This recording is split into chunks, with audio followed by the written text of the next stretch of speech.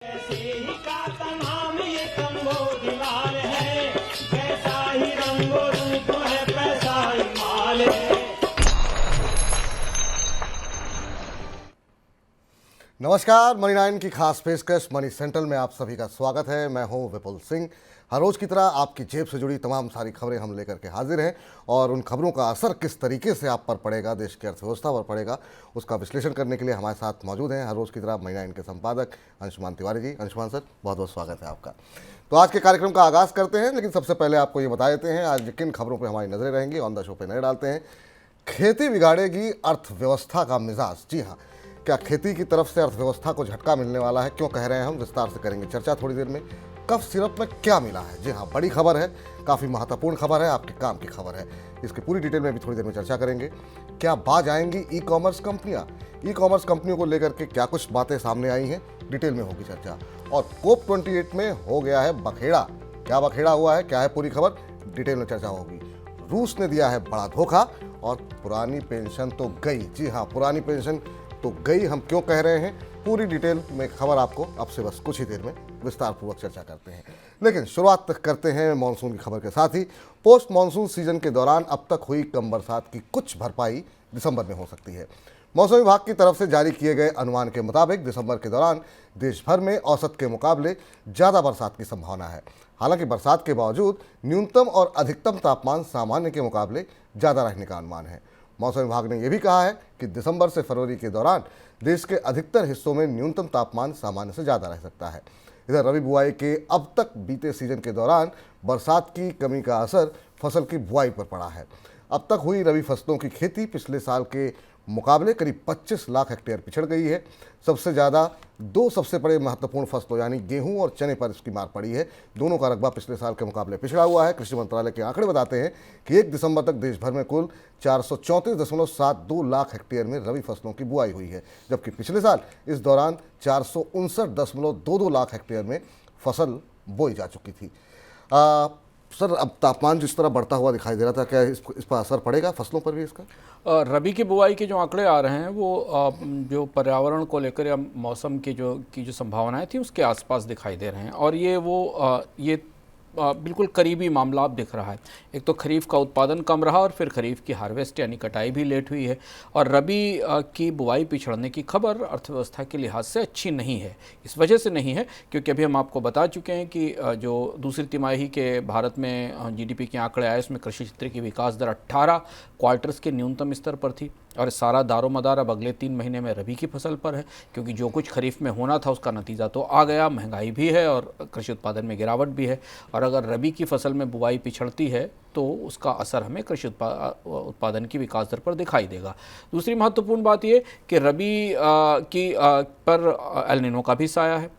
तापमान गर्म होने की भविष्यवाणियां लगातार आ रही हैं और अब तो भारत का मौसम विभाग भी मान रहा है।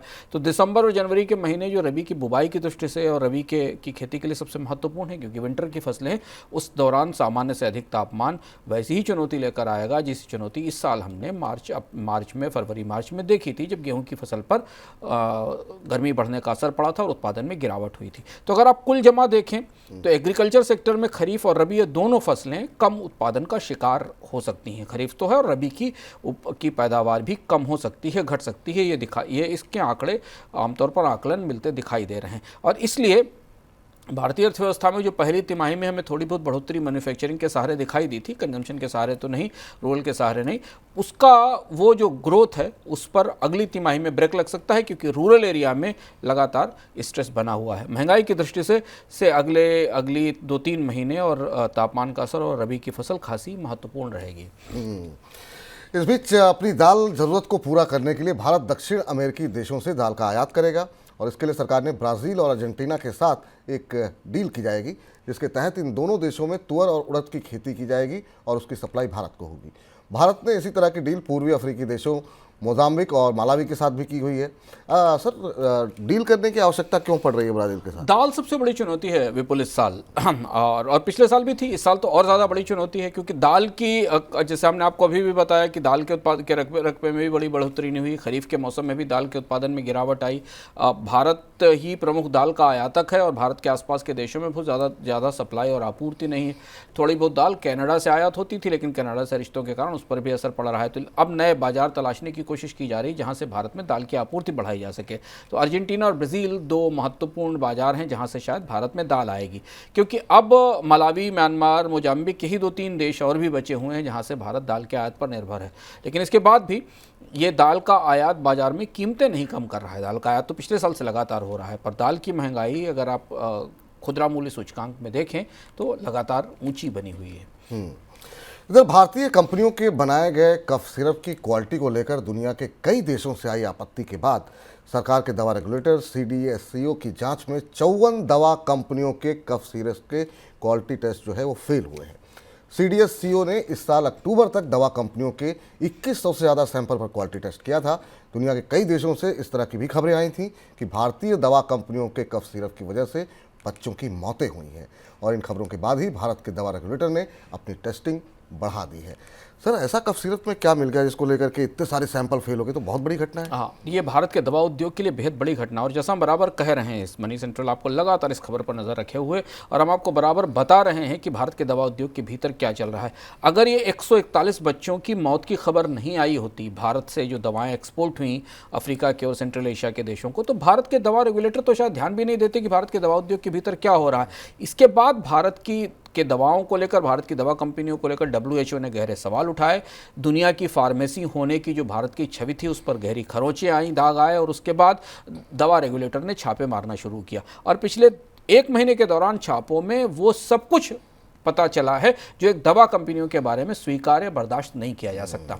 दवा कंपनियां जिन केमिकल्स का इस्तेमाल कर रही वो इंडस्ट्रियल ग्रेड के केमिकल्स हैं। दवाओं में टॉक्सिन्स यानी जहरीले पदार्थ पाए गए। अब कफ सिरप जो कि भारत का सबसे आम उत्पाद है, और आमतौर पर भारत में अधिकांश लोग अपने यहाँ बच्चों को, परिवारों में कफ सिरप का इस्तेमाल करते हैं। 2104 टेस्ट रिपोर्ट जो रिलीज़ की गई, इनमें 54 फर्म्स की करीब 128 रिपोर्ट्स ऐसी थी, 54 फर्म्स की, जिनकी क्वालिटी दवा की ठीक नहीं पाएगी, कफ सिरप की नहीं पाएगी। अगर आप सारे तार जोड़ें कि दवाओं में टॉक्सिन है और इंडस्ट्रियल केमिकल का इस्तेमाल किया जाता है, तो ये दवाएं खतरनाक रही होंगी। जो सेंट्रल ड्रग टेस्टिंग लेबोरेटरी है CDTL मुंबई, उसने करीब 523 सैंपल्स की एनालिसिस की थी। अब हमने आपको बार बताया था कि जैसे ही छापे शुरू हुए थे वैसे नई जानकारियां निकल कर आपके सामने आती रहेंगी। चंडीगढ़ और मुंबई 2 लेबोरेटरीज़ के जो सैंपल निकले हैं वो काफ़ी चौंकाने वाली जानकारी लेकर आए हैं कि भारत के दवाओं के उद्योग में क्या चल रहा है। WHO भारत के दवा उद्योग, खासतौर से कफ सिरप को लेकर खासा आक्रामक है और भारत के दवा उद्योग पर सवाल उठा चुका है। देखना है कि इन जांच रिपोर्टों के बाद सरकार इन दवा कंपनियों पर किस तरीके की कार्रवाई करती है। तो काफ़ी गंभीर मसला है। हम सब अपने घर में छोटे छोटे बच्चों को बिना कुछ पूछे कफ सिरप रखते हैं। कभी भी सर्दी का मौसम चल रहा है, उस कफ सिरप का इस्तेमाल करते हैं, और सोचिए कितनी खतरनाक बात है। ई-कॉमर्स यूजर्स के हितों को ध्यान में रखते हुए सरकार ने ई-कॉमर्स प्लेटफॉर्म पर डार्क पैटर्न के इस्तेमाल पर प्रतिबंध लगा दिया है। कंपनियां या कारोबारी डार्क पैटर्न के जरिए प्रोडक्ट की खरीदारी को लेकर ग्राहक की राय को प्रभावित करते हैं। ऐसे में सरकार ने डार्क पैटर्न पर रोक लगा दी है। इस संबंध में CCPA ने 30 नवंबर को अधिसूचना जारी कर दी है। यह अधिसूचना भारत में वस्तुओं और सेवाओं की पेशकश करने वाले सभी तरह के प्लेटफॉर्म पर लागू होंगी। सर, डार्क पैटर्न क्या होता है और इसको लेकर के जो बदलाव हो रहे हैं वो क्या है? विपुल, आप भी अगर ई-कॉमर्स पे खरीदारी करते हैं, सारे लोग, ज़्यादातर लोग ई-कॉमर्स कंपनी पे खरीदारी करते हैं, वो अक्सर ये देखते होंगे कि जब वो किसी उत्पाद को चुनते हैं तो उसके नीचे एक पतली सी लाइन लिखी हुई आती है कि पिछले 1 दिन के अंदर से 5000 लोगों ने खरीदा है। इस तरीके की लाइन आपको दिखाई देती होगी। कई बार उसके नीचे लिखी आती होगी कि लास्ट के 2 पीस स्टॉक में बचे हुए हैं, तुरंत ले लीजिए। इसके अलावा आपने अपनी बास्केट में अगर कोई प्रोडक्ट डाल दिया है और उसे वापस चेकआउट नहीं किया है, सेल नहीं किया है, तो ई-कॉमर्स की साइट आपको एक मैसेज भेजती कि इसकी कीमतें घट गई हैं या इसकी कीमतें बढ़ने वाली हैं, इसको खरीद लीजिए। इस तरीके के असंख्य डार्क पैटर्न हैं ई-कॉमर्स में, जिन डार्क पैटर्न्स के जरिए उपभोक्ताओं को खरीदने के लिए प्रेरित किया जाता है, विवश किया जाता है और उन्हें ललचाया जाता है। मूल रूप से किस्म का ट्रैप है जिससे वो ज़्यादा से ज़्यादा खरीद सकें। और भारत में की ज़्यादातर ई-कॉमर्स वेबसाइट्स, चाहे वो ऑनलाइन ग्रॉसरी सेल करने वाली हों या इवन कंज्यूमर प्रोडक्ट्स बेचने बेचने वाली या जो फूड डिलीवरी एप्स हैं उनमें सब में ये डार्क पैटर्न्स का इस्तेमाल होता है। अब जाकर CCPA ने भारत में इस मामले में एक निर्णायक फैसला लिया, एक अधिसूचना जारी की गई। उस अधिसूचना के तहत अब डार्क पैटर्न्स को आइडेंटिफाई किया गया है और उन पर कार्रवाई के लिए उन्हें बंद करने के आदेश हुए हैं। इधर दुनिया भर में जीवाश्म ईंधन की खपत कम करके पर्यावरण को बचाने पर चर्चा के लिए पिछले हफ्ते UAE में हुई बैठक के बाद दुनिया भर में रिन्यूएबल एनर्जी के इस्तेमाल को बढ़ावा देने के लिए जो दस्तावेज सामने आया है उस पर भारत और चीन ने हस्ताक्षर नहीं किए हैं। दस्तावेज की कुछ शर्तों पर दोनों देश को आपत्ति है और दोनों देशों ने अपनी ऊर्जा ज़रूरतों को ध्यान में रखते हुए इस पर हस्ताक्षर नहीं किए हैं। सर, कोप को लेकर क्या कुछ अपडेट है सर वहाँ पे? कोप 28 आमतौर पर सफल नहीं कहा जा सकता। एक तरीके का कि बड़ी जुटान थी, भारत के प्रधानमंत्री भी वहाँ गए थे, पर जो समस्या थी वहीं जस की तस है।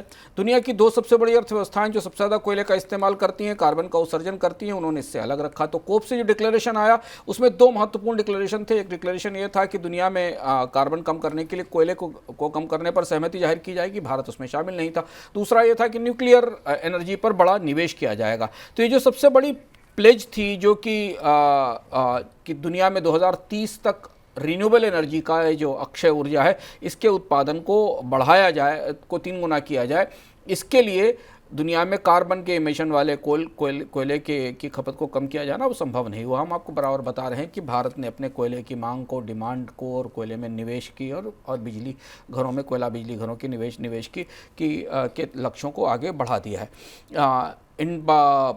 इंडिया ने साफ साफ कहा इसमें मंच पर वहाँ पे कि भारत अभी निकट भविष्य में अपनी रिन्यूएबल एनर्जी सोर्सेस पर काम करना शुरू करेगा। तो इस तरह से अगर आप देखें कोप का तो सबसे जो महत्वपूर्ण एजेंडा था और वो किस छाया में हो रहा था, ये साल का सबसे गर्म साल रहा है। अक्टूबर में सबसे ज़्यादा गर्मी रही है। वर्ल्ड मेट्रोलॉजिकल ऑर्गेनाइजेशन की रिपोर्ट यहाँ जारी हुई।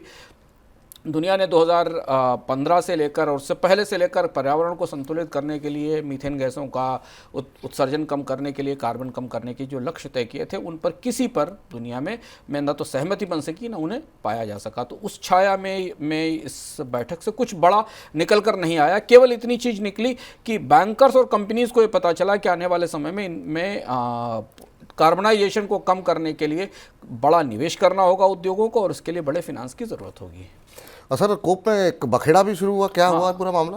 कोप की बैठक में एक अजीबोगरीब परिस्थिति भी पैदा हुई। अगर आप मनी सेंट्रल सुन रहे होंगे तो हमने बताया था कि कोप की बैठक में कुछ अंतर्विरोध हैं, क्योंकि कोप का मेजबान जो देश है वो दुनिया का सबसे बड़ा फॉसिल फ्यूल प्रोड्यूसर है, यूनाइटेड अरब अमीरात। और अमीरात के जो कोप 28 के प्रेसिडेंट हैं, जो कि उस बैठक के मुखिया होते हैं सुल्तान अल जबर ने, उन्होंने एक महत्वपूर्ण बात इस बैठक में कही जिसको लेकर दुनिया के पर्यावरणवादी और तमाम नेता थोड़े हतप्रभ रह गए, चौंक गए। उन्होंने ये कहा कि जो फॉसिल फ्यूल को फेज आउट किया जाना है और उससे जो 1.5 डिग्री सेल्सियस दुनिया का तापमान घटाया जाना है, इस पूरे लक्ष्य के पीछे कोई साइंस नहीं है, कोई विज्ञान नहीं है। यानी ऐसा हो कि जैसे दुनिया में गर्मी कम करने के लिए, पर्यावरण को ठीक करने के लिए एक बैठक बुलाई जाए और उसका मुखिया ही कह दे कि जिस चीज़ पर आप बैठक कर रहे हैं उसका कोई मतलब नहीं है, उसका आधार नहीं। और यहाँ से तमाम तरीके के अंतर्विरोध निकलते दिखाई दिए। इस पर यूनाइटेड नेशंस की तरफ से और कुछ लोगों की तरफ से इस बात पर आपत्ति की गई। इसके बाद तमाम खबरें बाजार में तैरी कि यूनाइटेड अरब अमीरात ने अपने इस आयोजन का एक और इस्तेमाल किया है दुनिया के देशों को से कच्चे तेल के सौदे करने के लिए। ये भी खबरें बाजार में तैरी। तो ये जो अंतर्विरोध था कि कोप की बैठक ऐसे देश में आयोजित हो रही थी जो खुद फॉसिल फ्यूल का सबसे बड़ा प्रोड्यूसर है, वो अंतर्विरोध निकल कर सामने आ गया। जी। और इधर भारत के साथ सीमा साझा करने वाले देशों से प्रत्यक्ष विदेशी निवेश की शर्तों को सख्त किए जाने के बावजूद चीन और दूसरे पड़ोसी देशों से भारत में प्रत्यक्ष विदेशी निवेश के प्रस्ताव में लगातार बढ़ोतरी हुई है। अप्रैल 2020 से लेकर अब तक FDI के करीब 1 लाख करोड़ रुपए के प्रस्ताव प्राप्त हो चुके हैं। एक सरकारी अधिकारी के मुताबिक इनमें से करीब आधे प्रस्तावों को सरकार की मंजूरी भी दी जा चुकी है। सरकार ने अप्रैल 2020 में भारत के साथ लैंड बॉर्डर साझा करने वाले देशों से FDI के लिए पूर्व मंजूरी को अनिवार्य कर दिया था। सर, चीन को लेकर के अब ये हिचक टूट रही है क्या? लगता तो ऐसा ही है विपुल जी, क्योंकि चीन ही सबसे महत्वपूर्ण देश था जिसे लेकर भारत ने, जब आपको याद होगा भारत और चीन के रिश्ते गलवान में खराब हुए थे, उसके बाद का सारा फॉल आउट था जिस की वजह से सरकार ने भारत की सीमा से लगे हुए जो देश थे उनसे भारत में जो निवेश आने वाला था उस पर निवेश को लेकर एक स्पेशल अप्रूवल सिस्टम लगाया था। उससे पहले तक भारतीय अर्थव्यवस्था में चीन की कंपनियों का निवेश सर्विसेज में, इंडस्ट्री में लगातार हो रहा था। खासतौर से चीन को टारगेट किया गया था क्योंकि भारत के आसपास बाकी कोई देश इतना निवेश निवेश की क्षमता नहीं रखते। लेकिन अब ऐसा धीमे धीमे लग रहा है, जो आंकड़े आए हैं उससे लग रहा है कि अप्रैल 2020 से लेकर, यानी गलवान का तनाव कम होने के बाद धीरे धीरे भारत में चीनी कंपनियों की वापसी भी होने लगी, उनका प्रवेश भी बढ़ने लगा है। हमने प्रत्यक्ष रूप से भी देखा कि शीन जैसी कंपनी या वीवो, ओप्पो जैसी तो बड़ी कंपनियां भारत में मौजूद हैं, नए ब्रांड्स भी आना शुरू हुए। लेकिन अब भारत ने जो एफडीआई के डायरेक्ट इन्वेस्टमेंट के जो प्रपोजल्स मंजूर करने शुरू किए हैं, उनमें चीन की संख्या बढ़ती जा रही है और बॉर्डर देशों में सबसे बड़ा है चीन, जिससे भारत में निवेश होना शुरू हुआ है। तो ये एक शिफ्ट है जो प्रत्यक्ष रूप से जब हमें दिखता है कि बायकॉट चाइना या चीन का विरोध, ये सब हमें राजनीतिक नारों के तौर पर दिखता है, तो उसके पीछे का दूसरी सच्चाई ये है कि भारत में चीन का निवेश बढ़ रहा है और भारत से चीन का व्यापार तो रिकॉर्ड स्तर पर है ही। जो हम जब भी भारत और चीन के आंकड़े आते हैं तो आपको बताते हैं कि भारत की निर्भरता चीन पर कितनी अधिक है। बिल्कुल। चलिए अब रुख करते हैं आज की सबसे बड़ी खबर का।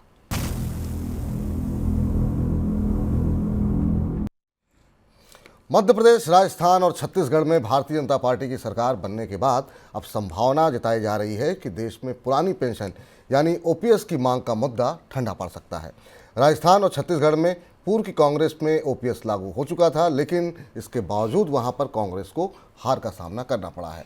इस बीच खबर यह भी है कि केंद्र सरकार नेशनल पेंशन सिस्टम यानी एनपीएस के तहत गारंटीड पेंशन की व्यवस्था के लिए आंध्र प्रदेश के मॉडल पर विचार कर रही है। सर, अब क्या लग रहा है ओपीएस का भविष्य आपको कैसा दिखाई दे रहा है? अब ये विपक्ष का एक बड़ा मुद्दा था और वो फेल हुआ है, तो क्या मान के चलें कि ठंडे बस्ते में चला गया? पुरानी पेंशन स्कीम इन चुनावों से पहले तक काफ़ी बड़ा मुद्दा थी और भारत के कई सारे राज्यों में पुरानी पेंशन स्कीम लागू की गई थी। जो विपक्ष के राज्य थे, हिमाचल में, राजस्थान में, छत्तीसगढ़ में, बाकी राज्यों में भी इसे लागू किया गया था। अब इस चुनाव के बाद ओपीएस की पूरी गणित बदल गई है। केंद्र सरकार और भारतीय जनता पार्टी की सरकारें, खासतौर से केंद्र सरकार, ओपीएस का विरोध कर रही है। एक तरफ इसका विरोध करती रही, सरकार के तमाम दस्तावेज, विशेषज्ञ ओपीएस के भयानक खतरे के बारे में कि इसको पुरानी पेंशन लाने से बजट खत्म होगा, नुकसान होगा, ये बताते रहे थे। और दूसरी तरफ सरकार अंदर खाने एक गारंटीड पेंशन के मॉडल पर भी काम कर रही थी, जो कि एनपीएस के तहत लाया जा रहा था, जो आंध्र प्रदेश का मॉडल था। अब इन राज्यों में जिन्होंने प्रत्यक्ष रूप से पुरानी पेंशन योजना को लागू किया था, क्या वहां कर्मचारियों से इसे वापस ले लिया जाएगा और इन्हें वापस एनपीएस में भेज दिया जाएगा? ये तकनीकी मामला हो चुका है, क्योंकि यहाँ पेंशन लागू हो चुकी, लोग ऑप्ट आउट कर चुके हैं। अब पुरानी पेंशन योजना को फिर दोबारा बंद करना और उन्हें नई पेंशन योजना में लाना कैसे संभव होगा, ये परिस्थितियों के तौर पर देखा जाएगा। लेकिन पुरानी पेंशन योजना के आगे लागू होने की, बाकी जगह लागू होने की संभावना खत्म हो गई है, ऐसा लगता है। लेकिन वापसी होना एक अपने तरीके का अनोखा घटनाक्रम होगा विपुल, जिसमें कि एक ही साल के भीतर लोगों को 2 पेंशन प्लान्स में बदलाव करना पड़े। तो इसकी कॉस्ट क्या होगी, कर्मचारियों को इससे होने वाली सुविधाएं क्या होंगी, ये पता नहीं है। लेकिन राजनीतिक रूप से देखें तो भाजपा सरकार का स्टैंड रहा है कि पुरानी पेंशन योजना को नहीं लागू किया जाना चाहिए। इस बीच एक दिलचस्प आंकड़ा आया, रिजर्व बैंक की एक ताज़ी रिपोर्ट आई। रिजर्व बैंक की ताज़ी रिपोर्ट में पता चला कि जिन राज्यों ने पिछले साल पुरानी पेंशन योजना को लागू किया था, पेंशन पर उनके खर्च में करीब 4% की कमी आई। रिजर्व बैंक के अपने ताज़ा रिपोर्ट में बताया गया। हालांकि शॉर्ट टर्म गेन है, लेकिन तात्कालिक तौर पर पेंशन पर उनका खर्च कम हुआ। भविष्य में उन्हें पुरानी पेंशन योजना के भुगतानों में ज़्यादा बढ़ोतरी करनी पड़ेगी। जिन राज्यों ने इसमें हिमाचल प्रदेश, राजस्थान, पंजाब, झारखंड और छत्तीसगढ़ जैसे राज्य थे। तो अब ये देखना होगा कि राज्य सरकारें वापस उसकी तरफ लौटेंगी या केंद्र सरकार चुनाव तक पुरानी पेंशन योजना को, लोकसभा चुनाव तक पुरानी पेंशन योजना को नहीं छुएगी, इसे ऐसे ही चलने देगी और उसके बाद जब लोकसभा चुनाव हो जाएगा उसके बाद इस पर विचार किया जाएगा। लेकिन पुरानी पेंशन योजना का भविष्य, उसकी वापसी अब मुश्किल में पड़ती दिखती है। जी सर, ये जो चुनाव हुए हैं, राज्यों की वित्तीय स्थिति को देखते हुए इस चुनाव के नतीजों को कैसे पढ़ रहे हैं आप? जिन राज्य 3-4 महत्वपूर्ण संकेत राज्यों के इन चुनाव नतीजों से निकल कर आए। पहली चीज़ तो कभी रिजर्व बैंक की रिपोर्ट आई, जिसमें ज़्यादातर जो राज्य हैं उन राज्यों में एक बड़ा दबाव दिखाई दे रहा है। इस पर विस्तार से भी चर्चा की जा सकती है कि उन राज्यों ने जो ताजे कर्ज लिए हैं वो अपने करंट एक्सपेंडिचर के लिए लिए हैं।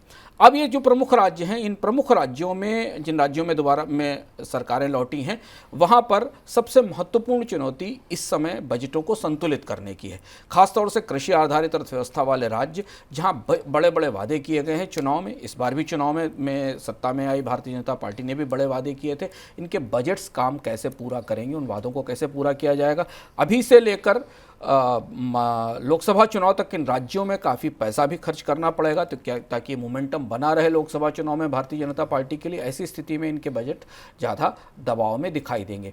दूसरी महत्वपूर्ण बात देखना ज़रूरी यह है कि इन प्रमुख ये जितनी भी अर्थव्यवस्था है जिस हार्टलैंड में चुनाव हुआ है, तेलंगाना को आप अलग छोड़ दें क्योंकि तेलंगाना इंडस्ट्रियल राज्य है, पर छत्तीसगढ़, मध्य प्रदेश और राजस्थान, इन तीनों में अब आर्थिक जो कृषि क्षेत्र में स्लोडाउन दिखाई दिया है पिछली तिमाही में 1.8% का 18 क्वार्टर का।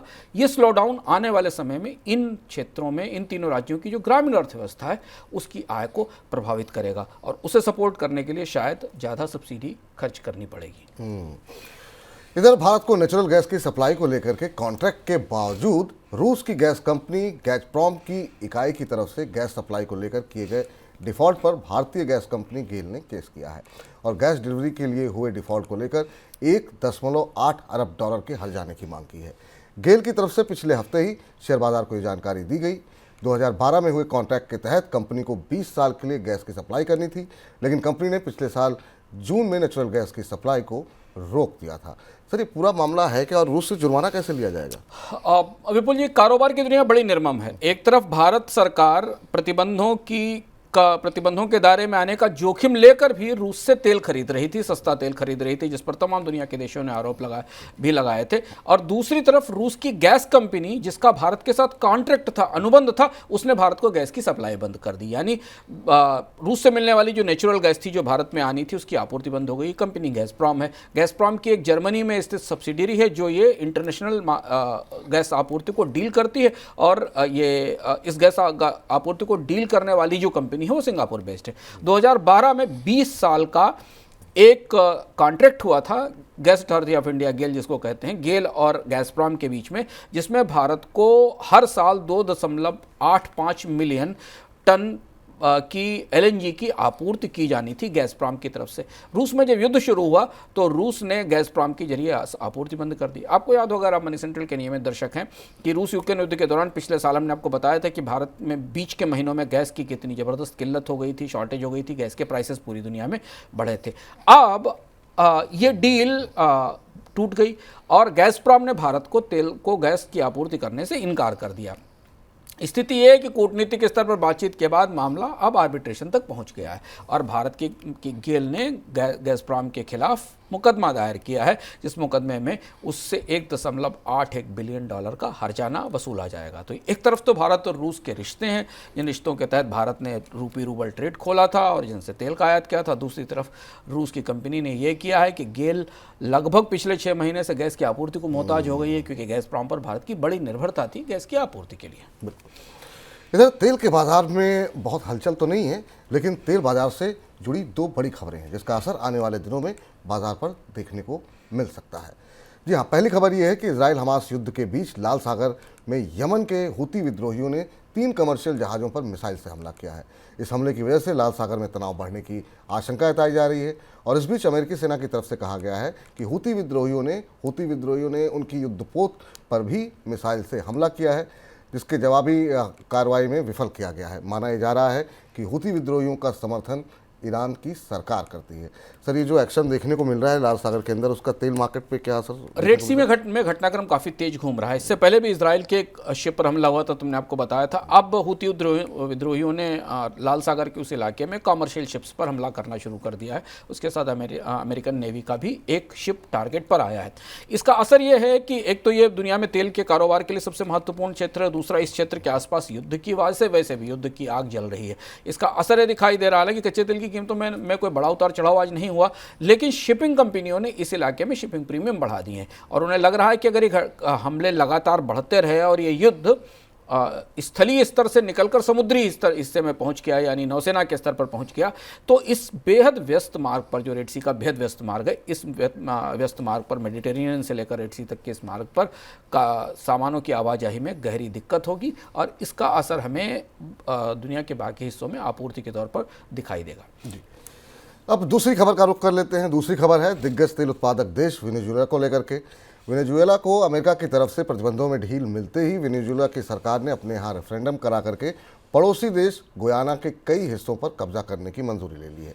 आशंका जताई जा रही है कि वेनेजुएला में हुए इस रेफरेंडम के बाद अमेरिका की तरफ से प्रतिबंधों में दी गई ढील फिर से सख्त की जा सकती है। इस बीच प्रतिबंधों में ढील की वजह से भारत ने भी वेनेजुएला से तेल आयात करना शुरू कर दिया है। सर, वेनेजुएला के रेफरेंडम को तेल बाजार कैसे देख रहा है? ये भी बड़ी सनसनीखेज खबर थी कल की, जब भारत में चुनाव के नतीजे आ रहे थे उस दौरान वेनेजुएला में एक रेफरेंडम चल रहा था। वेनेजुएला और अमेरिका के रिश्ते हाल में ही सुधरे। अमेरिका के राष्ट्रपति जो बाइडेन ने वेनेजुएला को कुछ तेल के निर्यात की छूट दी, क्योंकि ये माना जा रहा था कि वेनेजुएला का तेल अगर आएगा अमेरिका के बाजार में तो गैस की कीमतें वहाँ पर उसको जो कीमतें उनको कम रखने में मदद मिलेगी। और इस सहमति के आधार पर कि मादुरो जो वेनेजुएला के तानाशाह राष्ट्रपति हैं वो अपना लोकतंत्र लाने की व्यवस्था करेंगे, इस शर्त पर यह सहमति बनी थी। और उसी वजह से वेनेजुएला के तेल का निर्यात का रास्ता खुला और भारत ने भी उस तेल के आयात की कोशिश शुरू की थी। इस बीच वेनेजुएला में कल एक रेफरेंडम पास हुआ है। रेफरेंडम उस पूरे क्षेत्र में जिस वेनेजुएला के आसपास के सेंट्रल अमेरिका और लैटिन अमेरिका के हिस्से में एक नए किस्म के टकराव का रास्ता खोल सकता है। वेनेजुएला का एक पड़ोसी देश है गुयाना, छोटा सा देश है, उसके पास भी कच्चे तेल के अच्छे भंडार हैं। उसका एक रीजन है जिसे एसिक्यूबो कहते हैं। उस रीजन पर, उस हिस्से पर वेनेजुएला अपना अधिकार जताता है।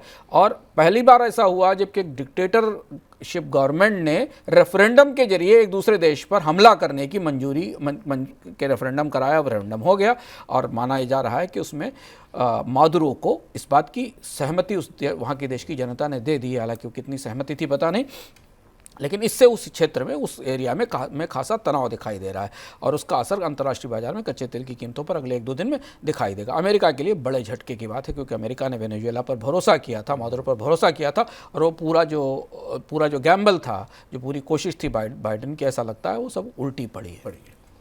इधर वैश्विक स्तर पर ब्याज दरों में बढ़ोतरी की संभावना घटने और केंद्रीय बैंकों की खरीद बढ़ने की वजह से सोने की कीमतों में जोरदार उछाल देखने को मिल रहा है। घरेलू और विदेशी बाजार में सोने का भाव नई रिकॉर्ड ऊंचाई पर पहुंच गया है। विदेशी बाजार में कीमतों ने $2152 प्रति औंस की रिकॉर्ड ऊंचाई को छुआ है। घरेलू बाजार की बात करें तो कमोडिटी एक्सचेंज MCX पर फरवरी वायदा के लिए कीमतों ने 64,063 रुपये प्रति 10 ग्राम के ऊपरी स्तर को छुआ है। पहले कभी भी सोने का भाव इन लेवल्स तक नहीं पहुंचा था। सर, सोने की कीमतें बढ़ने की क्या कुछ वजह आप मान रहे हैं और आगे कितनी ऊंचाई तक जा सकता है? सोने में बड़ी सनसनीखेज तेजी है। शेयर बाजारों से पैरेलल अलग अगर आप देखें, पिछले साल अगर हम आपसे कहते किसी से या 1 साल पहले, 1.5 साल पहले किसी से कहा जाता विपुल की सोना 2100-2200 रुपये, $2100 पर औंस की कीमत पर पहुंच जाएगा, तो शायद ही किसी को भरोसा होता। लेकिन अब सोने ने नया रिकॉर्ड बना दिया है और अब जो 2024 के लेवल्स मिल रहे हैं, अभी भी उनको कहेंगे आपको तो शायद लोगों को आश्चर्य होगा, पर 2024 के जो लेवल्स मिल रहे हैं वो $2400 पर औंस के लेवल मिल रहे हैं सोने को लेकर। और इसके पीछे 3 ठोस बड़ी वजह हैं जो हम बताना चाहते हैं, जिसके आधार पर बाजार इसे एस्टिमेट कर रहा है कि सोना इस लेवल तक जा सकता है। पहली सबसे बड़ी वजह यह है कि अमेरिका में लोगों को लग रहा है कि ब्याज दरों में कटौती शुरू होगी, और नहीं कटौती होगी तो बढ़ोतरी की प्रक्रिया रुकेगी। बढ़ोतरी की प्रक्रिया रुकेगी तो शायद डॉलर में कमजोरी आएगी और उसके बाद सोने में और मजबूती आएगी। दुनिया में इंटरनल सिक्योरिटी के और तमाम चुनौतियों के कारण सोने की मांग वैसे भी बढ़ी है। दूसरा ये कि सेंट्रल बैंक्स अपनी मुद्राओं की कमजोरी को देखते हुए बड़े पैमाने पर सोने की खरीद कर रहे हैं। बार बार आपको बताते रहे, ये खरीद और बढ़ी इस साल, और जैसे जैसे मुद्राएं कमज़ोर होंगी उनको वो अपने वैल्यूएशंस को बेहतर करने के लिए सोना खरीद रहे हैं। और तीसरी चीज़, पूरी दुनिया में महंगाई मौजूद है जो कि सोने के लिए बड़ा इन्फ्लेशन जो जहाँ सोना इन्फ्लेशन से या महंगाई से बड़ा बचाव माना जाता है और हेज माना जाता है। ये 3 ऐसे फैक्टर हैं जिन 3 फैक्टर के कारण सोने ने सारे एसेट्स क्लास को, अगर आप भारतीय स्टॉक मार्केट को देखें, इमर्जिंग मार्केट्स को देखें, बॉन्ड मार्केट को देखें, इन सबको पीछे छोड़ दिया। इन सोने के रिटर्न्स इस समय बॉन्ड, स्टॉक्स, सारे एसेट क्लास से ऊपर दिखाई दे रहे हैं और इसमें शायद आने वाले समय में सोने में तेजी बनी रहेगी, इस तरीके के संकेत हैं। जी चलिए, कुछ और खबरें भी हैं, उन पर फटाफट नजर डालते हैं झटपट में।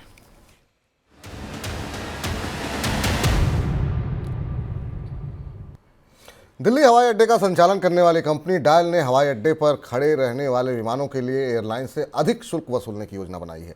दिल्ली इंटरनेशनल एयरपोर्ट लिमिटेड यानी डायल ने कहा है कि उड़ान न भर रहे ये विमान उपलब्ध पार्किंग स्थान पर कब्जा कर लेते हैं, जिससे हवाई अड्डे की समग्र परिचालन दक्षता प्रभावित होती है। तकनीकी और अन्य कारणों से विमानों के सेवा में नहीं होने के मामले लगातार बढ़ते हुए दिखाई दे रहे हैं। देश में इलेक्ट्रॉनिक गाड़ियों के उत्पादन को बढ़ावा देने के लिए चलाई जा रही फेम योजना के दूसरे चरण के लिए सरकार ने 1500 करोड़ रुपए के अतिरिक्त फंड को मंजूरी दी है। इस मंजूरी से योजना के लिए फंड की कमी को दूर होने की संभावना जताई जा रही है। योजना का दूसरा चरण मार्च 2024 तक लागू है। गूगल की मैसेजिंग सेवा रिच कम्युनिकेशन सर्विसेज व्हाट्सएप के बिजनेस फीचर के लिए बड़ी प्रतियोगी बनकर उभर रही है। गूगल की सेवा के लिए एचडीएफसी बैंक, एजियो और ममाअर्थ जैसे कई बड़े ग्राहक बन गए हैं और एक्सपर्ट का मानना यह भी है कि जिस रफ्तार से गूगल की सर्विस बढ़ रही है उसे देखते हुए लग रहा है कि अगले 2 साल के भीतर ये व्हाट्सएप के बिजनेस फीचर से आगे निकलती हुई दिखाई दे सकती है। तो यहाँ पर एक बड़ा कंपटीशन देखने को मिल रहा है। भारत और यूरोप के क्लियरिंग हाउसेस के बीच बना टकराव अब खत्म होने लगा है। हाल में रिजर्व बैंक और बैंक ऑफ इंग्लैंड ने करार किया है जिसके तहत भारत में क्लियरिंग कॉर्पोरेशन ऑफ इंडिया यानी CCIL के जरिए बॉन्ड ट्रेड की सेटलमेंट की जाएगी। बैंक ऑफ इंग्लैंड ने एक तरह से CCIL को मान्यता दे दी है। मनी लॉन्ड्रिंग के आरोप में प्रवर्तन निदेशालय की जांच का सामना कर रही चीन की मोबाइल कंपनी वीवो को एक और जांच का सामना करना पड़ सकता है। कंपनी मामलों का मंत्रालय वीवो के खिलाफ गंभीर अपराध जांच ऑफिस यानी कि SFIO की जांच का आदेश दे सकता है। ये जांच मनी लॉन्ड्रिंग के मामले में होने की संभावना है। सर, ये कुछ फटाफट खबरें थी आपकी टिप्पणी। SFIO की जांच महत्वपूर्ण है। आपको याद होगा कि ईडी ने वीवो पर यह आरोप लगाया था कि उसने 62,000 करोड़ रुपए अवैध रूप से भारत से मनी लॉन्ड्रिंग के जरिए टैक्स को चाइना पहुंचाया है और ये भारत में काम करने वाली प्रमुख कंपनी है जिसका बाजार में बड़ा हिस्सा है। और अब इसमें याद होगा आपको कि वीवो के 48 अलग अलग ठिकानों पर, अलग अलग दफ्तरों पर और डिस्ट्रीब्यूशन सेंटर पर ईडी की रेड भी हुई थी। अब ये मामला सीरियस फ्रॉड ऑफिस को दे दिया गया है जांच के लिए, यानी मामला ज़्यादा गंभीर है और इसमें भी कुछ नई जानकारियां निकलकर सामने आ सकती हैं। ये तो दूसरी दिलचस्प खबर, गूगल के जो rich communication service messaging system है, ये भारतीय बाजार में एक नई होड़ शुरू हो रही है जिसमें कि व्हाट्सएप बिजनेस और गूगल के मैसेजिंग प्लेटफॉर्म के बीच में काम में प्रतिस्पर्धा शुरू हो रही। कंपनियाँ इसे आजमा रही हैं, इसका इस्तेमाल कर रही हैं। ये देखना होगा कि भारत में बिजनेस ट्रांजैक्शन के लिए शॉर्ट मैसेजिंग में अब इस होड़ में आगे कौन रहेगा। अंशुमान सर, आज की चर्चा में आप जुड़े और तमाम जो है खबरों का विश्लेषण किया। बहुत बहुत शुक्रिया, बहुत बहुत धन्यवाद आपका आज की चर्चा में जुड़ने के लिए। तो फिलहाल मनी सेंट्रल को समाप्त करने का वक्त हो चुका है, लेकिन आप मनी9 के साथ लगातार बने रहिए क्योंकि आपकी जेब से जुड़ी तमाम महत्वपूर्ण खबरें यहाँ पर आपको लगातार उपलब्ध हो रही हैं और कुछ विशेष कार्यक्रम सिर्फ हमारे ऐप पर ही उपलब्ध हैं। तो मनी9 के ऐप को अभी तक आपने डाउनलोड नहीं किया है तो तुरंत डाउनलोड कर लीजिए। मुझे इजाज़त दीजिए, मनी9 के साथ बने रहिए। नमस्कार। ऐसे ही का तमाम